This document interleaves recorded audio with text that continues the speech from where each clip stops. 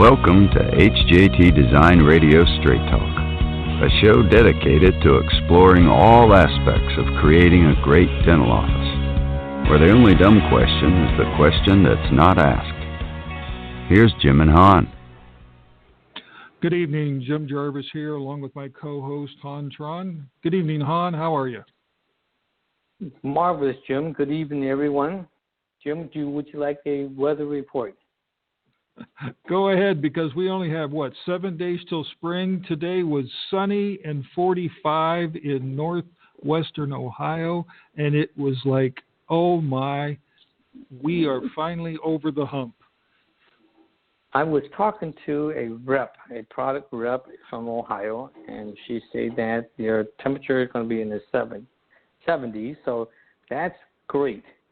It's of course it's nighttime now, but today was perfect weather, sunny, slightly cool, in the low 70s. That's why there's a lot of folks that come down to Florida around this time of year. The population of the state literally double around this time of the year. Spring break, so right? Yeah. That's right. That is right. We spent more time planning more time for travel time than usual, but the state depends on a big chunk of its economy depends on tourism, so they are welcome. This is the wave of vacationer and spring break, but before the snowfall up there, you have what they kindly call snowbirds. Okay, but anyway, it's good to have everyone down here, and so far everybody's behaving themselves as far as I'm aware of. Okay. There we go. Well, excellent. Well, tonight's show is we've got a very interesting situation. We've got a husband and wife dental team that we have been working with for a little while, and they are just in the beginning of the process. So tonight's show is episode number 24. Can you believe that? 24 shows, Han. At the beginning, Starting the Journey is the title. And our two guests are going to be joining us here in a few minutes, one from one location and one from another location, but basically they're at the beginning of the process. Now, we've talked up to this point in a lot of our episode things that you should expect with your team members. Go back and listen to all those episodes and podcasts. You can get those if you go to our website, www.hjtdesign.com, or log on to Blog Talk Radio, and you can get them from there as well. We're a call-in show, so if you'd like to call in and ask a question of anyone, myself or Han or our two guests, you can do that on 657-383-1442. But our team today is going to be very unique because we've never really covered this subject. They're right at the beginning, if I understand correctly, of starting the construction. I believe it may have already even just started. Is that correct, Han? They are in their starting the second week of the construction. They just begun. Yes. Yes. The spaces have never been occupied, so it's a brand new building, and so the contractor had went in and started to cut the slab for the underground utilities. It's within the next week or so, if not already, they're going to put in the plumbing and all that stuff and start to erect walls. So they have approximately because it's the interior build out, the construction duration is usually about 3 months, give or take, and I think this is going to take. The experience level of the contractor matters, and I think the completion time will be sooner than 3 months, so that would be a good thing. They seem to be ahead of schedule right now. Yeah, well, that's a good thing to hear, and obviously good planning is how you get that accomplished. But this facility is rather unique in that it's not a typical retail center. This is actually a business center that's located in, is that Hadley, Massachusetts? Is that correct, Hon? Yep, Hadley, Massachusetts. Yep. It's a small privately owned business development. The relationship and all that stuff between our clients and the owner are more personal at a personal level. So every project, every situation has their uniqueness. We had in a previous episode, we had interviewed a solo practitioner, also a pediatric dentist. She came on board with us. We provide a full service contract package from start to finish, and walk through the entire process with her. And so she came on and shared her experience. In this case, this is a husband and team starting out on a startup, and from time to time I see question about talking to a friend of mine going to join me. We're going to start a practice, or a husband, or a male dentist starting a practice, and the spouse is in school finishing up, and they're going to join the practice and stuff like that. So the episodes, and when we have guests like this, it could be we try to bring them on that they can offer some uniqueness about their situation that may apply to others who are also in the same similar situation, or questioning or thinking about that type, similar arrangement for a practice with partnership and so on. Okay, so it's excellent. It'll be interesting. Okay, they're very young, much they're so. Excited. And correct me if I'm wrong. Maybe you can describe how we first connected with Doctor. It's Noelle and Cyrus. Yes. Cyrus. How did we first connect with them? I saw posting of questions that Cyrus have on Dental Town, and he seems to be very have a lot of questions pertaining to how to start a practice and things like that. Of course, you don't just wake up one morning and say, I'm going to start a dental practice. Okay, research. There's just a ton of things that you have to do now. Besides securing money, securing location, you have to pretty much make sure that you are ready mentally, and clinically to take on starting a practice and be able to perform and run a business. So Cyrus was asking a lot of questions and things like that, and so he came onto the radar. And our conversations, our exposure is usually rather limited to our potential client. But anyway, he reached out and say, can we talk? He went onto our website and signed on, to have a consultation. Basically one morning, and I just happened to have a few minutes, so I reached out to them and start the conversation and answer their questions.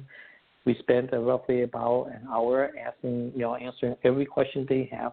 We normally don't commit our client or our those who reach out to us to any kind of contract or any promises or anything like that. They have questions that we want to help them to get the answer they need, and let them let them do their research and stuff like that, and where they hopefully it helped them to make the decision that they're most comfortable with, to help them with their project, whether to go with us or to go with somebody else. It's not, we like them to go with us, but if they decide to go with somebody else, we like to see that we have some contribution in that process so that they feel comfortable about making the next step forward. So we, I myself have spent roughly about 2 hours on 2 different occasions, total about 2 hours on 2 different occasions to answer serious questions. And they decided, after they shop around and stuff like that, they decided to come to us and talk about using our service. So, our client comes from all over the place. In this particular case, they already, Cyrus have already are on Generaltown, and he can read a lot of the input that we provide on critiques that others have posed, and he feels comfortable enough to work with us. I'm glad that he did. So the rest is history in the making. Well, yeah, it's true, because we're not finished yet, but we're definitely on the way. Now, so once you, like we talked before in our other podcasts about the process, so once they felt comfortable, they wanted to move forward, you did the design work for them based around the information that you got from the business center as to the existing space and what was available, and then you created the design work. Just in a little bit of time, how did that go, and could you describe a little bit about what was accomplished? Yeah, typically what they have is a 2,200 square feet space, and they gave us a shopping list of what they like, and things like that. One of the big one for a startup practice, one of the biggest hurdles that they have to jump or to secure is budget, finance. All of our clients like to have the nicest stuff for the money, because the process that we normally do ideal for us is to design their facility for them, to help them bid the project, secure the contractor, and then provide the administrative service, administrative construction administration services, and then finish it through. So we start from the beginning to the end. That doesn't always work for some of our clients. In this particular case, they only had so much resource, and they decided to hire us to do the design work, the preliminary design work, and they negotiate the contract with the local contractor out of the dental practices and offices in their area. So they have a good construction team that know what they're doing, stuff like that. Came on board with them. The contractor is a little bit more money than they like, but you get what you pay for. So we didn't go through a true typical bidding process. We didn't, so there was no negotiation on our part. They did most of their leasing and stuff like that is somewhat the same. So the other activities involving securing the location and stuff like that, they did it on their own. Others may not do that, but they felt they're comfortable enough, and they know the landlord personally. So all that is work out between them. Right or wrong, it's not. We are not asked to look into to dissect it. They have attorneys to look over and make sure that their interest is protected. They're happy, but for us, we did the preliminary design. We look at check out the code, the local code requirement, the building code requirement, and lay out in a way that they give them the clinical space they require, and administration that they require, staff space they require, meet all of the code requirement, and they were ecstatic with what was done. The contractor gave it to the local architect. There was absolutely nothing that the local architect had to do to the drawing, except put in the notations and seal the drawings. Now the architect had to do his own pieces and parts, and, adding the notations and stuff like that pertaining to what the local jurisdiction would require. Basically the details that we would actually put on, once we move beyond the preliminary design. Okay, and they were able to, get the permit within the week, and which they were quite surprised, and construction got started. So right now everything is like, green light, everything. There we go. So, well, it looks like we have one of our doctors have called in. Let me get them on the line. Good evening. You've got Jim Jarvis and Han Tron. Who am I speaking with? Hi, you're speaking to Dr. Noelle Nubani. Hello. How are you? All good. I'm doing well. Good evening. Thank you. How are you? We are fantastic and excited to have you on with us this evening. I'm so glad. Yeah. Also, we have, I believe it's your husband has just called in. Let me connect him as well. Hello, welcome to the show. Good. We are Good both. evening, sir. How are you? I'm doing great. Staying busy, trying to, every day something else, but overall, happy. Great. I didn't get any new update on the progress, but you're on here, so we have plenty of time to kind of pick your brain. Okay.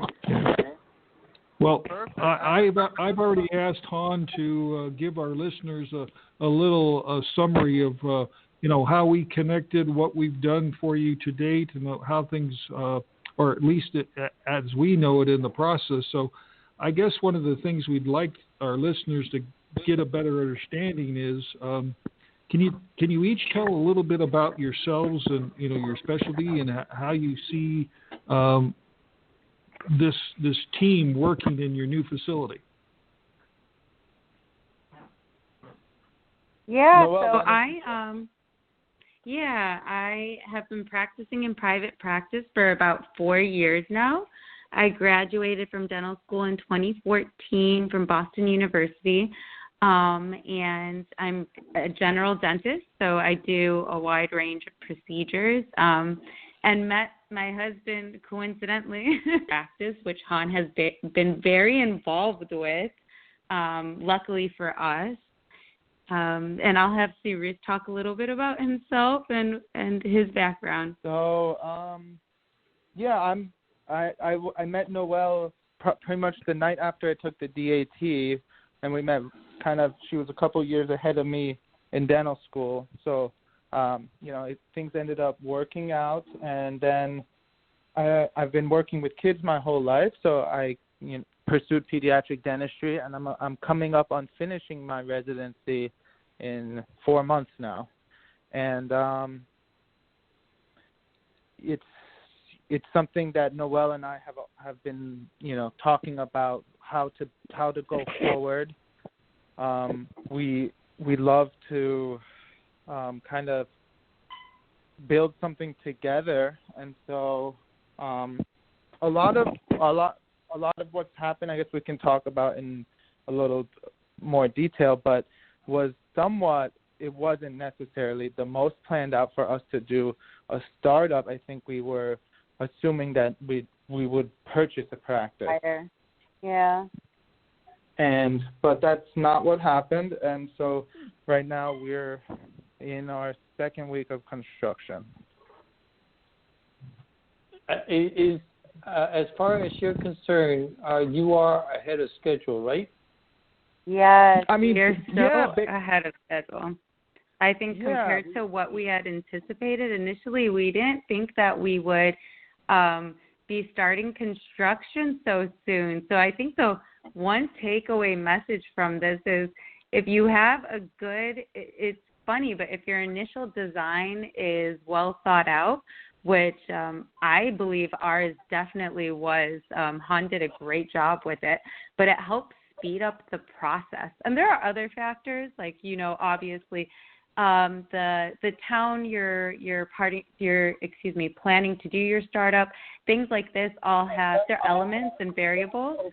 But I think having the design we had that was beautifully done really, really helped. There was less ambiguity, and so when we presented it to the town, it went through much faster than we had anticipated. So, yeah, we broke ground just last week. That was really exciting to see. No, is there what is the anticipated date for completion initially? Actually, it's going to be more like July, and initially we didn't think it was going to be until like September and late September, just to give everyone an idea of how fast the process had actually moved along for us. That is it's so. Let me see. This is March. So July would be basically a 4-month construction duration.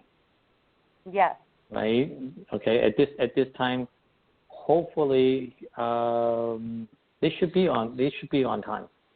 Okay. Yeah. I mean, if we're already ahead of schedule, so that's a good sign to start out with. Okay. Yes. Yeah. Okay. I actually just got off the phone with the landlord. That's he just called me, and I think another part of the reason why this project moved along so quickly, I have a couple other friends doing startups, is that the landlord he's just a huge supporter of this project, and he really from the beginning just wanted to get it going. And he had built a new building. It had been empty. He was looking to make the building. He wanted a more professional building, or it has a number of different suites, and he wanted, he wants doctors, more professional services in his plaza. And so when we came, he's not looking to fill his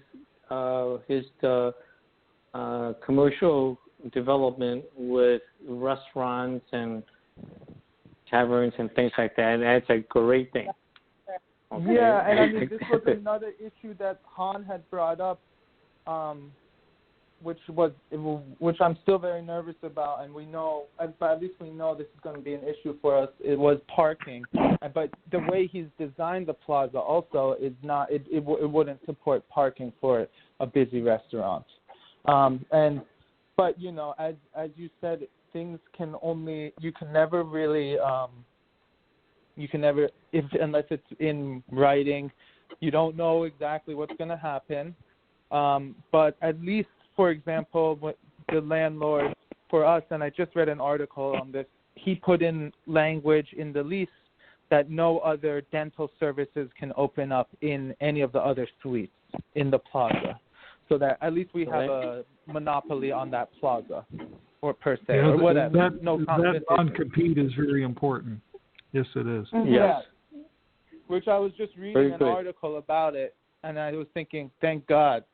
And we did work with a dental lawyer as well. And then, I think our lawyer and his lawyer were able to talk back and forth freely, and that also speeded up the process, and there weren't many surprises that came up in the lease negotiation. Now, would you, doctors, would you say that the pre-selecting the general contractor was also a factor in this being a very smooth project to date? I think you definitely want to, and this is something we had so much guidance on. I just want to say, because I think we say this to Han all the time, but he really did help give so much advice in the process. But going back to your question about the general contractors, I think it makes a huge difference if you're working with somebody who's worked on a number of dental offices and projects, just to give some insight, we had two, and you'll hear this. You generally go for a bid, and you'd like to have 3 general contractors. In our case, we only had 2, and it was because of the area we were working in. One has who we are currently working with, who I'm very pleased to be working with, Schweitzer Contractors. They have done many dental offices where the opposing, the other bid was coming from a general contractor who had done some dental but not as much. And I think that just them knowing the process made a huge difference. It probably even, I would like to say, I don't know if Cyrus would agree, but it helped move the building permit along as well, because they know they've presented dental offices and that kind of project to town before. They have an idea and an anticipation in what they're looking for. So definitely so far, I would say it's made a huge difference in how easy the process has gone. We'll see in the foreseeable future. There's still 4 months of construction, so I hope I'm saying the same thing then that I am now. But I can only speak for the present time, and I definitely do think that pre-selecting the contractors and doing your homework, making sure that they have worked with dental offices, makes a huge difference. It makes it a lot less stressful for the owners, for sure. Yeah, it saves you at least a few strain of gray hair, right? Mm-hmm. Actually, here's a plug for them. I spoke with them the middle of last week, just to check to see how things go and if they need anything, and checked on the status of the permit process. And that's when they told me that they just got the permit, and they're gonna start on Monday, or last Monday. And they mentioned about the underground, cutting the slab for the underground and all that, because typically nowadays the trend is that we use bottled water for the chair, and they say that is the trend, but they're going to go ahead and put the plumbing for the water to the chair anyway, so that way if you ever want to use it, you can. Okay. So they, I don't know whether that was. I'm assuming they include that into their bid, which we weren't aware of. But at least that they think in such a progressive manner that they certainly bring more value to the table than the contractor that simply do the minimal for the most bucks. Okay, and like everybody in the service industry, being referred and recommended is something they look for. So this is a plug for them. I hope that they can hear it and stick to the project and the schedule and give you the best that they can. That way you can break them up more. All right? Yeah. Okay, so we thought you actually we had the landlord who we actually are pretty close with just stopped by the building today, kind of unannounced, and our contractor, it's a husband and wife, and then the children are working for them as well. They were all there, the whole group of them, and the plumbing inspector from the town was there. All the plumbing is already done. The slab was cut last week. The trenches dug. The plumber put everything in. And this part of the project, the inspector approved it, said everything's okay. So, now they're moving on to the next thing. But it was just good to have the landlord call me and say, hey, today, it was a good day. This part of the project is done. You're moving on to the next thing. So he's checking in on your project on your behalf, on his behalf, but on your behalf. Okay, that's a good thing. Okay. Well, since you didn't really look into acquiring an existing practice. So this is a pure startup because that's your only choice. Okay, but can you share with us, some of the things that you've done to prepare yourself to move forward with, starting your own practice?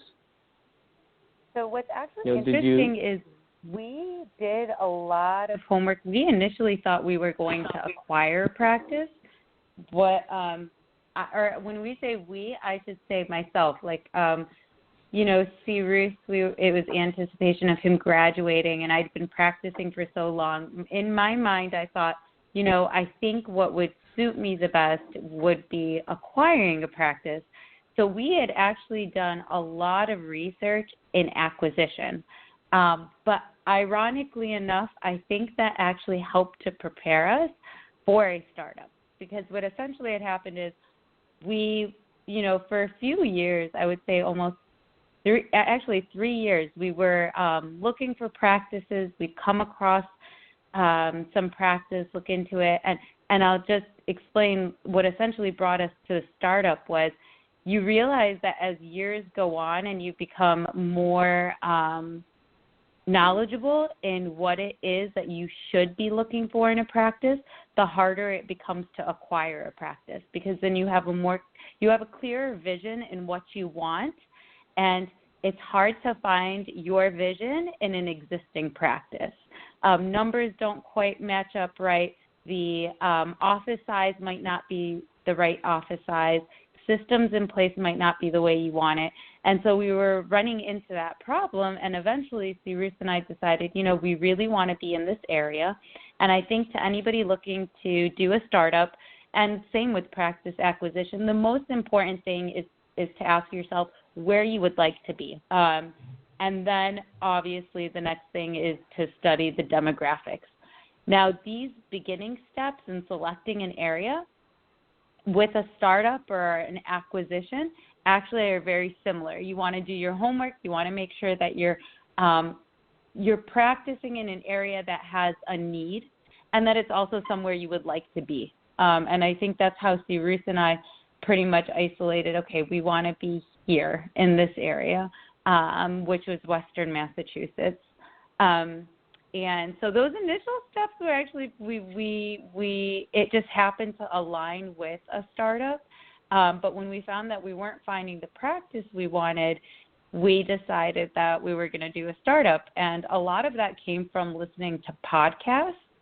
And this is Cyrus. I should really have him speak more on this in regards to this. But we listened to a lot of podcasts, did a lot of reading, and it helped give us an idea of what the steps were in pursuing a startup. Unfortunately, some of it you don't realize until you're in the thick of it. But I think more or less, I don't know, Cyrus, if you want to add to that, but that. Yeah, I think I can just even add on top of that too. Even if you take a step before, when Noelle, it was always the idea, since Noelle had so much more experience than me, when I was in dental school, and I really wanted to do pediatrics, but wasn't sure if I was going to match. I kind of have more anxiety than others. Kind of looking into what you need to do a startup.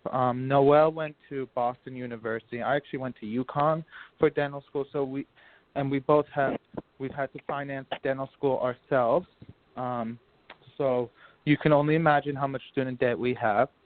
And so we, kind of went to some practice management lunch and learns, and they have Bank of America, whatever, people come, and we spoke with them a little bit, or I did, and then I actually spent a lot of time on Dental Town.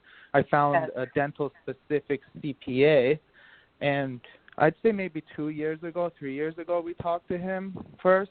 He's been doing our taxes for years now, in saying this is what we want to do to acquire a practice. This is our income per year, which was mainly Noelle's income at the time. So he said, well, this is what you should do with your money then, which is essentially put all your loans into repay or an income-based repayment, and try to save up as much capital as you can. I don't know. Only time will tell if this was good advice or bad advice, but it achieved the goal that we wanted to do. We achieved the goal of making this startup happen, which is securing financing. Without financing, you would never be able to do this project. So getting financing, when the bank saw the capital that we had saved up, as well as Noelle's work history, the loan was approved very quickly. I think that's right. Is your loan process pretty smooth? And did it take how much time did that acquire? Because every process chewed up the time that you thought should take much more than you thought. So the process of getting finance and stuff like that, could you share approximately how long? It sounds like you've been, doing the research and reading and preparing yourself for almost 3 years before you come to this point. Yeah, I think roughly just kind of saving up, knowing that we'd want to do this. Noelle will speak on that. No, I was going to say, I think what he's asking specifically is how long it went from requesting the loan to being approved for the loan did it take. And it actually happened pretty quickly. I want to say a month or just shy of a month.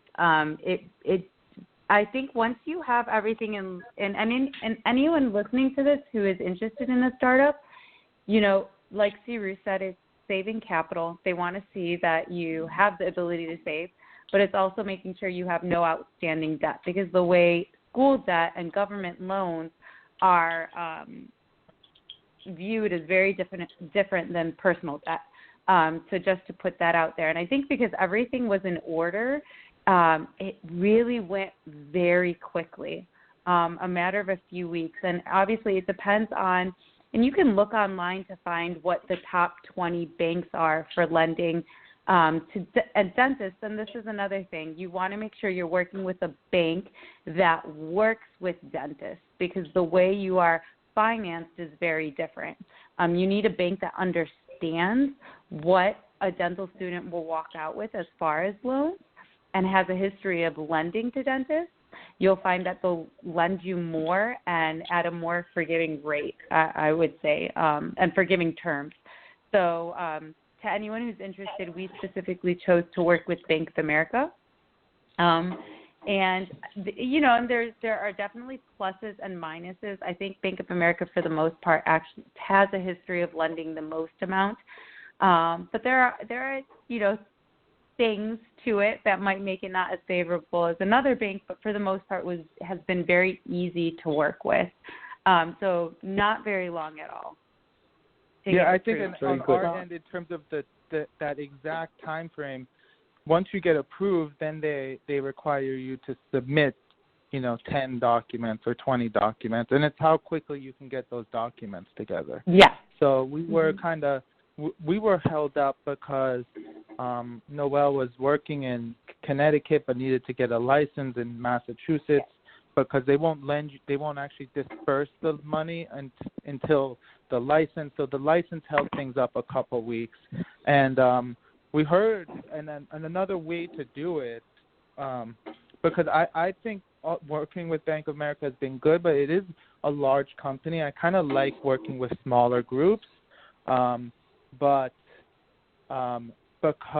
if you want to go to local banks, especially where we're looking to open, you kind of have to have your approval from one of these big banks, and then go and show the local bank, hey, we're doing a dental office. This is this is how loans for dental offices are done. Can you beat this rate?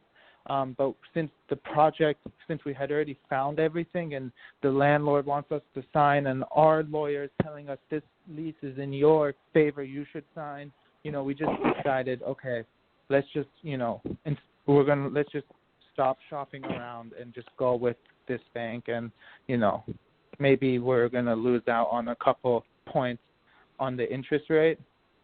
So but we just didn't have the time really to go and shop around, because that it's not, it takes time to get they really have to look into everything individually. So you can't just go up to a bank, obviously, and say, what's my rate going to be? Yeah, and you don't want to overanalyze. You can get stuck in the weeds trying to overanalyze things, and at the same time, hold you back. And by holding yourself back, you actually cost yourself a lot of money. Well, exactly. I have a question when it talks about, you're talking about this being a startup. What is your vision for 5 years from now and 10 years from now? Sure. Well, I think based on what we've been reading, the vision is really the most important thing. And I've never was fully bought into marketing and, the vision and your mission and your goals. But now I really do believe in this. And so we have a vision. We want to provide high quality service. We don't want to be rushing around. We don't want to be, not having enough time with our patients so that we can't provide the level of care we want and be proud of our work and, working 10 times harder to maybe make more money, but seeing 10 times more patients. So I think the vision has to line up with what kind of insurances you're going to accept and where you're going to position yourself in terms of that spectrum.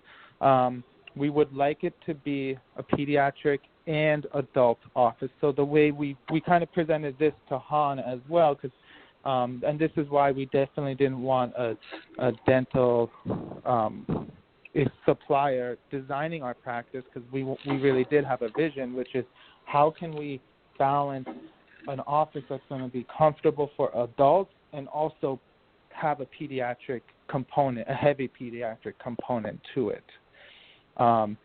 So in terms of that, Han did a really good job of, we've separated, we have a hygiene bay, and it's actually towards the back of the practice, where the adult offices are towards the adult operatories are towards the front of the practice. When you enter, it's an adult waiting room, but there's a separate area for the kids section.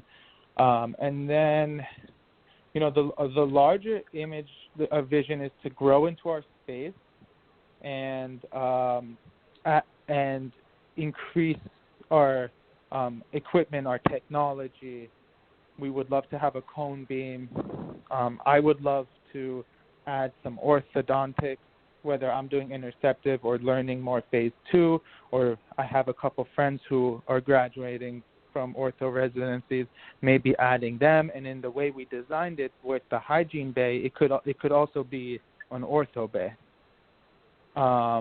So there's that component. So kind of a component where once the pediatric patients reach a certain age, it can be graduated to the adult side of the practice. And I think if you're doing pediatric in general, you do need to, be very mindful of noise and things like that. And then the final thing on vision is, in the beginning, we were really looking at, let's do a breakaway model, bare bones. Let's really save $200,000 on building this practice. But as things went on and we looked into things a little more, we've kind of made it fit our model. I think we're definitely investing more into our office than what you would be investing in the so-and-so called breakaway model. So, we want to provide a higher level of service, and I think if you want to do that, you probably might consider having, a certain level of, I don't want to say luxury, but equipment that represents that vision. Now, you're starting out your practice. I think we talked a little bit about your long-term visions and things that you are in the work right now. Is that as you grow, it's going to be basically more pediatric than pediatric and adult, right? So that is true just based on the demographics. When we look at demographics, there's the competition. Yeah, there's much more need for pediatrics. So just by simple math, we figure if we're doing the same amount of marketing on both sides, we're going to get much more patients on this side. So besides thanks for sharing your visions and the financing part. Tell me what is special about the location? Because we all, you hear this talk all the time. It's about location. Could you share about what makes this location special for you? I think that for us, what makes the location so special is first, you want to ask yourself, in this area specifically, it's somewhere where Cyrus has history. So just to begin from the very beginning, he spent, his toddler years in the area, went to university there. So he has a little bit of a network, which is always nice, right? So it wasn't completely randomized, that selection. But then, of course, we thought, okay, this area would be a place where we're happy to live. Do the numbers support that?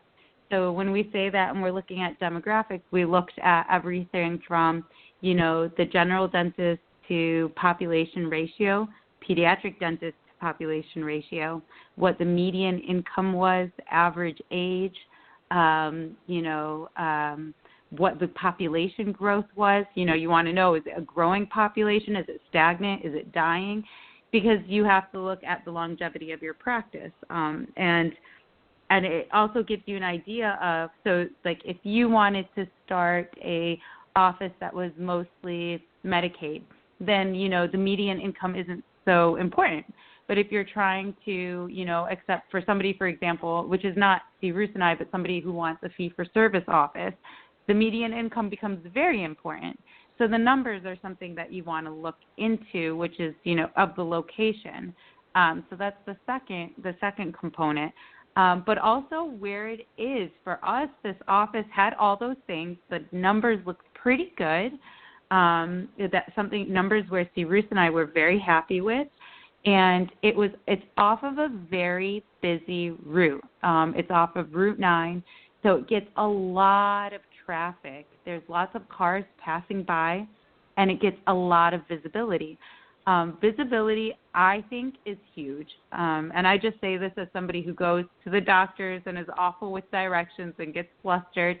It's nice to be able to see the sign of where you're passing, and it's something that's easily accessible. It's more encouraging for patients and people to come by, and it's also free marketing. Every time a car passes by and they see your sign, if you are able to have the visibility in that location, then they're just aware, there are that many more people aware of where you are. And if it's a busy road, then you've just added however many cars are passing in the day seeing it. So location is incredibly important. And it's not to say that, people have different needs and desires. Some people can't stand the idea of living somewhere rural, so they want to live in a city. Even then, it's not to speak in such general terms. You can find a location within a city that could be more favorable than another. There are just lots of components and facets to it when you're studying it. And I think that, so to anybody who's looking at starting something up, especially for a startup, I mean, the same is true for an acquisition, but where you set up shop is going to determine how easy it is for that office to grow and how quickly the growth will happen. And in so terms I don't of know visibility, I think the final thing on that point is obviously was the price per square foot. And yes. The unit that we were looking at, not only did it have the best visibility, but it was priced much more competitively. When we're talking, $10 a square foot, less than just the plaza two units down. So a quarter mile down the street, we're looking at, about, I want to say like 30% less on a 10-year loan. So this is a massive amount of money over 10 years. So I think that's what made it such a no-brainer for us. Is, well, not only is this to have the best visibility, the best everything, but it's the cheapest. And so that didn't really make sense that it was available. And we also got a really good deal on it because of my network in the area. I just so happened to know the landlord.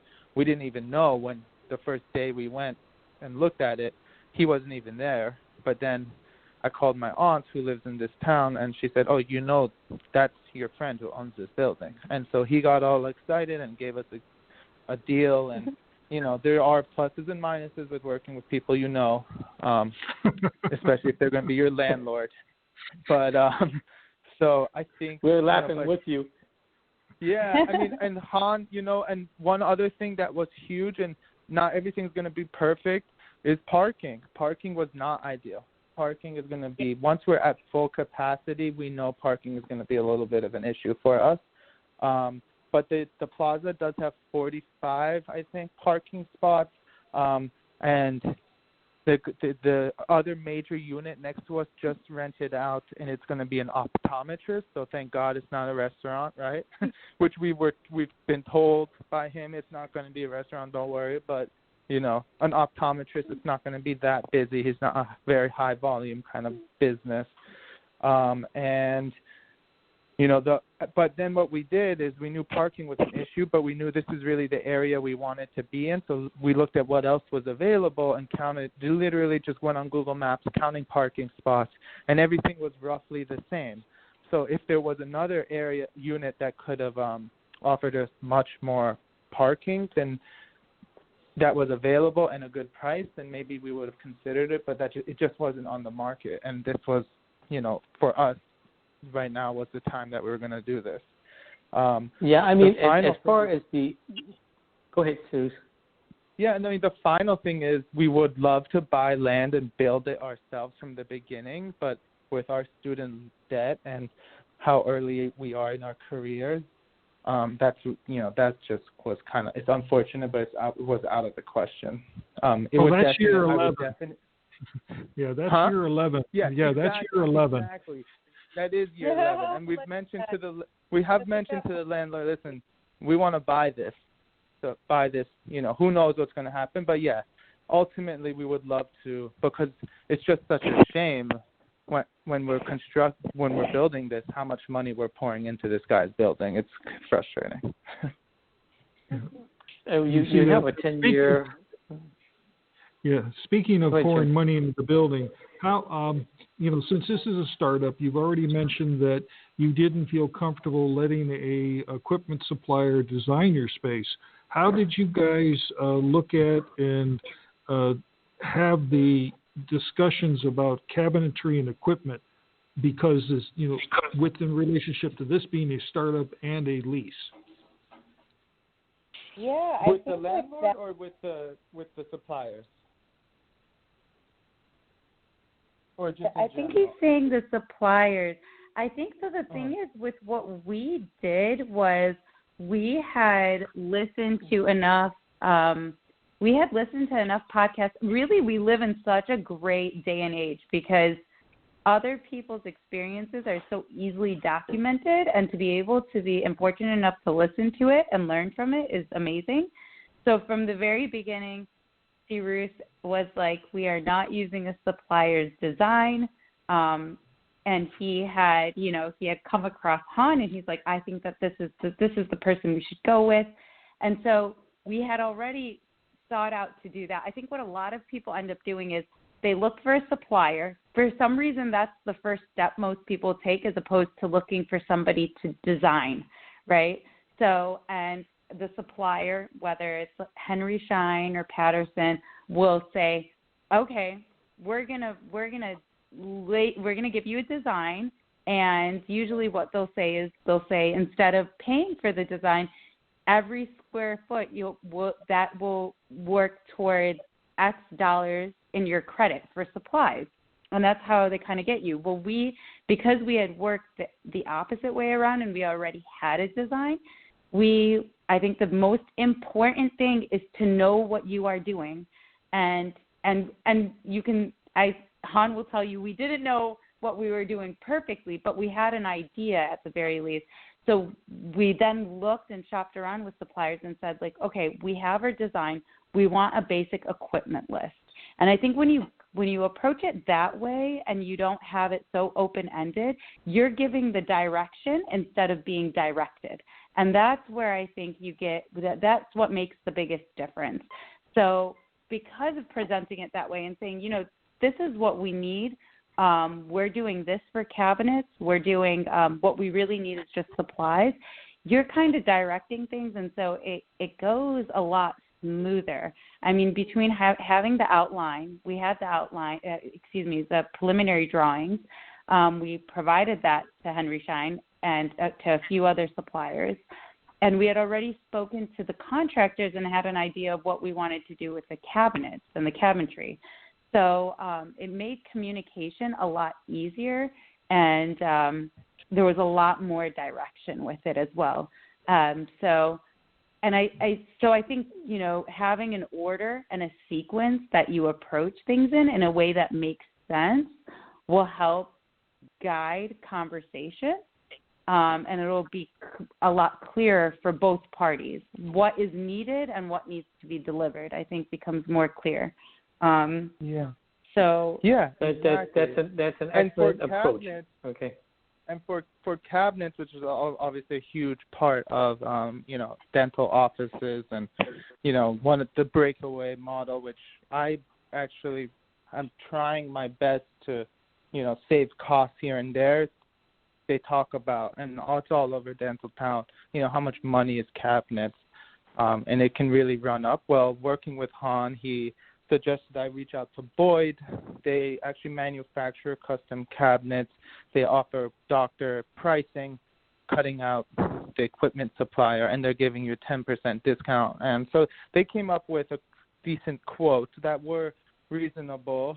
And then by working with a dental-specific contractor, and we're just kind of lucky that in this area where we're at, there's actually a dental-specific custom cabinet maker who has his own factory, and his prices came in significantly lower than Boyd for most of the cabinets.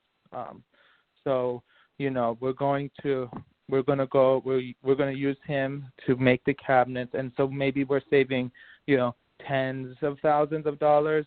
We're not saving $30,000-$40,000 by cutting out cabinets completely and going with an IKEA sterilization.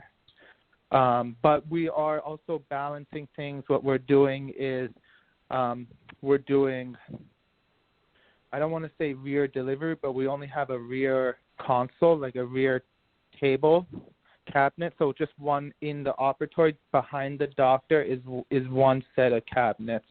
And it's a table. It doesn't have overhead cabinets. So, and then in my operatory, I'm not getting a sink. On a clinical side unit is what they call it. Noelle is going to get a sink in hers. So, we're just, when you have two docs, it's also, you're trying to balance it. I feel like I'm always trying to cut, maybe I'm trying to cut out things that we really need.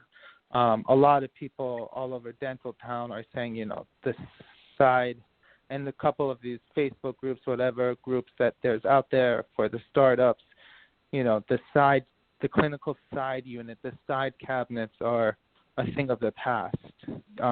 They're a waste of money, is what a lot of people are saying. So we're balancing that. Yeah. So it's still a significant cost for us. Sorry, Han, but it's still a significant cost for us, but it's manageable.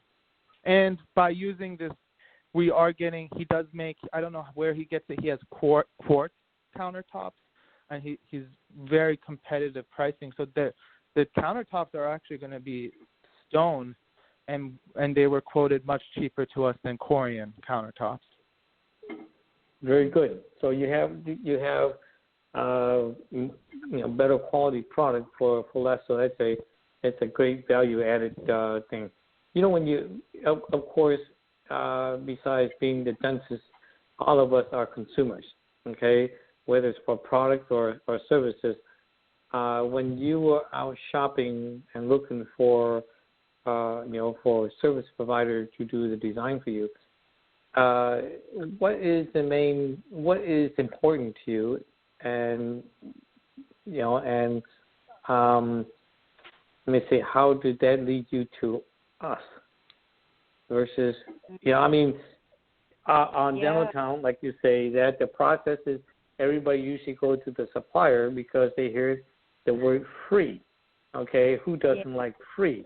But what was the things that you must have and that you're willing to invest in, and how it leads you to this relationship that we have?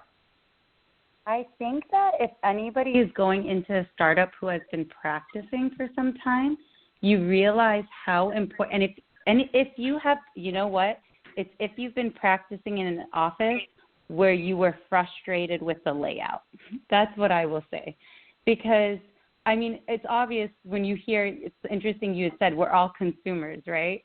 We're here trying to buy a service or paying for a service, and you're right. When you hear free, it sounds super appealing.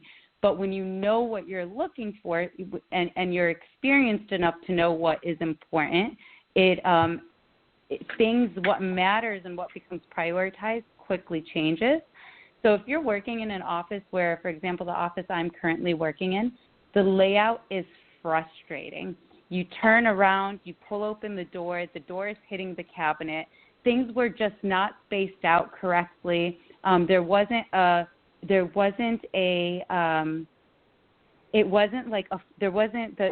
designed with the thought of workflow, how the work would flow, which actually plays a huge role in efficiency. And when you're coming to dentistry, everything is about efficiency. Seconds mean a lot more in dentistry and other professions, I'm sure, than it does in other fields, okay? And you quickly realize that the way the office is laid out is going to actually make your space more efficient or less efficient. It'll help promote workflow, or it can sometimes suffocate it. And working in an office where that was the case, where the design wasn't necessarily helping the workflow, where spaces were tight, and it wasn't because there was a lack of space, it was just because of how things were positioned and spaced out. I knew, and Cyrus, I think, agrees with this, we knew that we wanted a space that was going to work for us. Something Cyrus had pointed out is we were trying to combine a pediatric dental office and an adult that could also service adults. And we're talking about a space that's about 2,200 square feet. So we very quickly realized that our office layout needed to be very well designed and well thought of. And so, I wish this was a visual conversation so I could compare the design we got from Han and what we had received from one of the a vendor. They were just, you really don't even have to know much about dentistry or design. You look at it and you're like, this doesn't really make sense. So I think for us, what we asked ourselves is what was important to us in the design. And I will tell everyone listening to this, the design is super important. It helps making future steps more smooth. Everything runs smoother this way. And when your office is up and running, it's all based on what your layout was. So I think that's the concerns that Cyrus and I had, and we wanted to make sure it was addressed. And we knew that free, quote unquote free, wasn't going to address those concerns. So we sought out a designer who could meet those needs.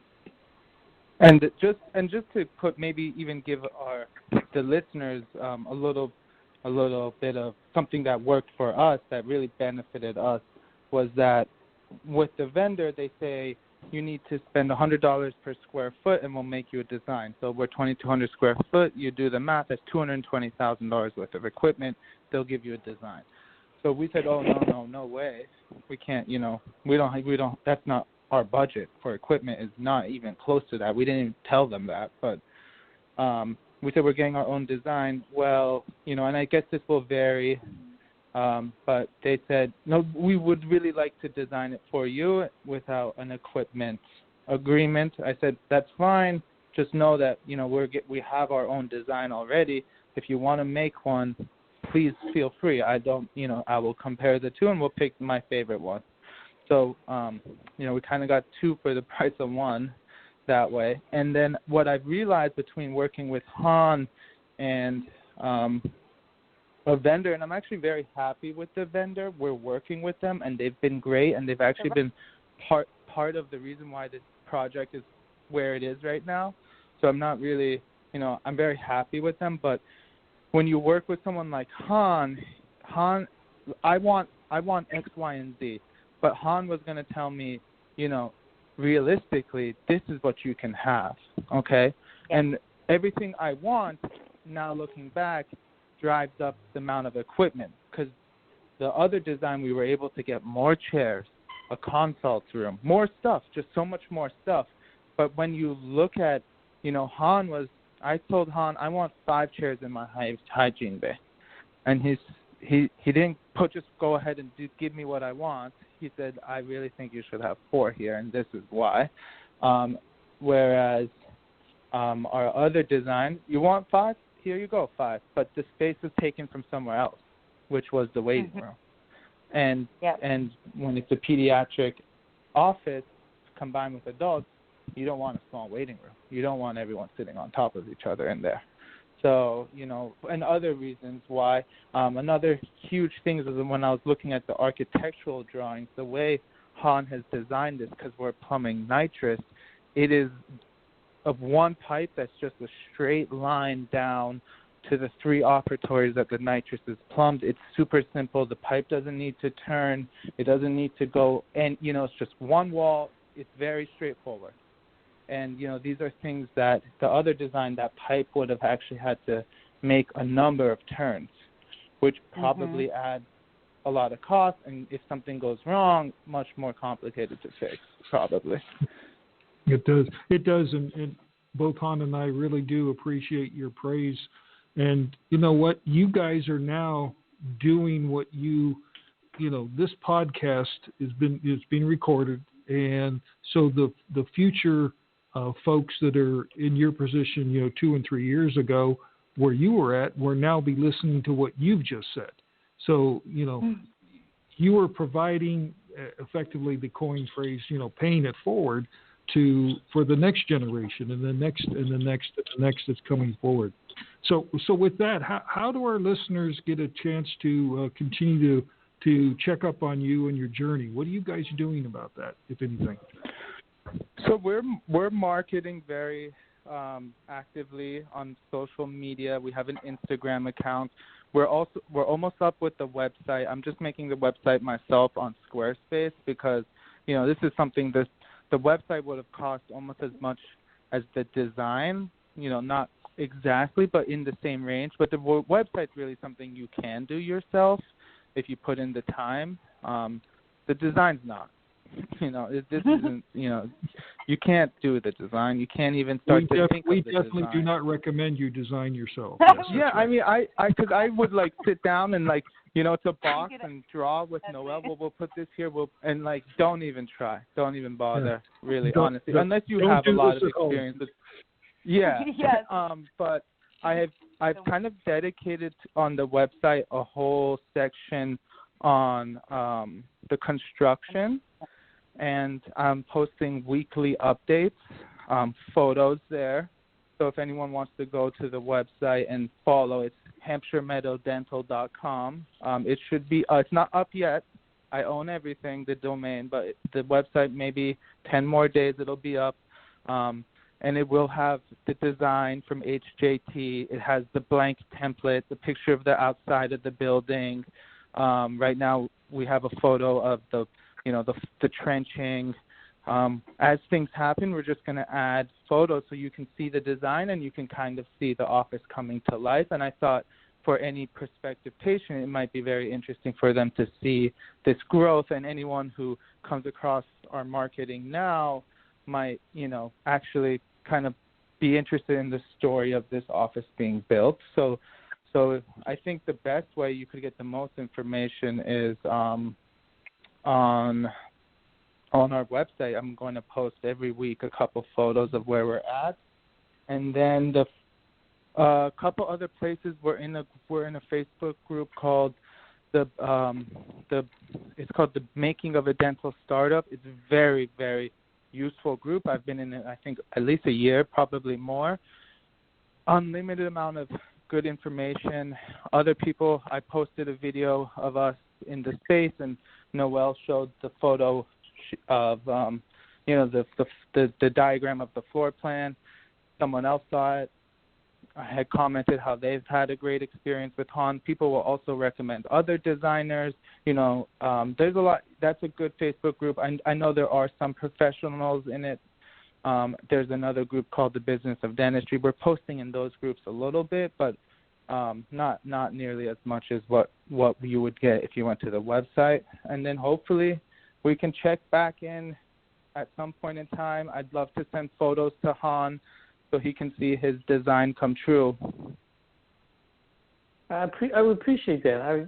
Often we do projects that, once we're done, we go, okay, can you send me pictures when it's done? So at least I see how things turn out. And, we try to stay in touch with our clients just to see their progress, what we've done right, what we can do better. Because often, the accumulative knowledge and experience that we have, others can benefit. Okay, I certainly don't want to, do something that are off base and repeat it until 20, 30 years down the road. So I'm looking forward. I'm excited. I'm looking forward to your progress and seeing how the pieces and parts come together. And and definitely would love to have you back on the program. Maybe 6 months after you're opening the practices, just to see to get additional feedback of things that you felt are right, that you felt could use a little bit more enhancement, and overall your success, your progress. Hopefully you say yes to that. We would love to. Hopefully we're still in business. You will. Get that out of your vocabulary, okay? No. So yeah, you have. I'm going to make a prediction. Actually, I'm going to predict that you're going to have a 20 or 25% increase in your potential client base because we've seen that historically. You do something new. You guys are doing everything that we put in our systems to. You need to do this, this, and this. You guys have done it all plus. Unless you picked the worst location, and I'm sure Han would have told you that you did, and so you didn't pick the worst location. You guys hit all the bases perfectly. You're going to be a success. You focus on doing great dentistry, and you're going to fill that thing up with both adults and a whole bunch of kids. And what you're going to do is probably 3 years from now, you're going to go look at each other and go, how can we kick out our next door neighbor and get this thing bigger? Yeah. You know what I think, and we hear that a lot. Was actually part of this. This is, I guess we forgot to mention this in the very beginning, but this is another thing about this location is that it has the adjacent 1,700 square feet. We have the right of first refusal. So, because I had listened to a podcast with Han, and I think it was the one that's on Dental Town, and there was a whole section on how dentists always, they regret they can't expand. So for us in this unit, there is potential for expansion, and Han was very involved in this decision on how should we design it? Should we design it this way, including this? Do you think it's even feasible for us to design? Could we start out at 4,000 square feet? And we made the decision to not do that. But the potential, as you said, is there, and we would hopefully love to work with Han and you guys to expand into there one day, hopefully. We'll be here. See, if you now, Cyrus, I've seen your pictures. Okay, you're a pretty handsome fellow, but now not taking away the credit from you. You already put the best face of the partnership on video to market this thing. So how is it you're not going to succeed? Yeah, I know. That's Noelle's job. I can do all the paperwork, all the behind the scenes hours on the phone, as long as she gets in front of the camera, because Noelle's just, I don't know. And that's just how she is with her patients. And that's what has truly made us believe that we're gonna be okay and this is gonna work out for us is how much Noelle's patients, and even my patients, but how positive in her 4 years of experience, how positive of feedback she gets from her patients. That's gonna come naturally. That already exists. We don't need to, she doesn't need to do anything besides be herself and provide the care that she's already been providing. And just saying, I'm on the phone, and I can't. Yeah. No. I'm just you guys well, we'd love to talk with you in 6 months or so. Definitely, like you say, keep in touch. We're always here. Han's at the ready at any time you need anything. And we're just so thankful you had the time to spend with us and our listeners, because now your knowledge and information is going to help the next group that needs to hear this kind of stuff, so that they don't have to learn the hard way. And, again, thank you so much for being part of the show. And I'll let you have the last word. And I appreciate you. I guess Oh, she was saying Han. Go ahead, Cyrus. No, I was just gonna say thank you both for all the help that you've provided us, and for having shows, and Han being so active on Dental Town. I'm sure other people like me will come across the information. There's so much free information. Han spent so much time in thoughtful responses on Dental Town and in emails. So thank you so much for just being a resource for us, for anyone who's trying to get into something where they haven't been very well educated on it. I appreciate your trust in us, and I'm glad that you invite us to the table to work with you. I have absolutely no doubt in your success. Okay, so I'm looking forward to reading more about, the great doctors in Massachusetts of the team. And so as the project progresses and stuff, I don't know how many times I have expressed that. Feel free if you have a question, just reach out, okay? And I'll keep an eye on you, and we'll walk through this journey together. I appreciate you sharing this with others, your friends and colleagues, and hopefully that they can glean some information that will help them through their process or through their planning, and make their journey less bumpy. All right. With that, again, appreciate your time, and we'll talk to you both again soon. Okay. Yes. Thank you. You have a good night. Thank you. Have a great. Thank you. Good night. Good night. Han, for our listeners, we have, I believe Mike Montgomery from Live Oak Bank is coming up as next week's show. And we're going to have a very interesting topic having to do with construction costs and historic construction costs as it relates to the now, as in actively what's been happening to construction costs. And it's just going to be an exciting show. So I'd like to welcome everyone and put it on your calendar, and hopefully you get to join us for next Tuesday to talk about that. You can see a little bit of information about Mike if you go to our website and listen to a previous podcast, or Google him under Live Oak Bank.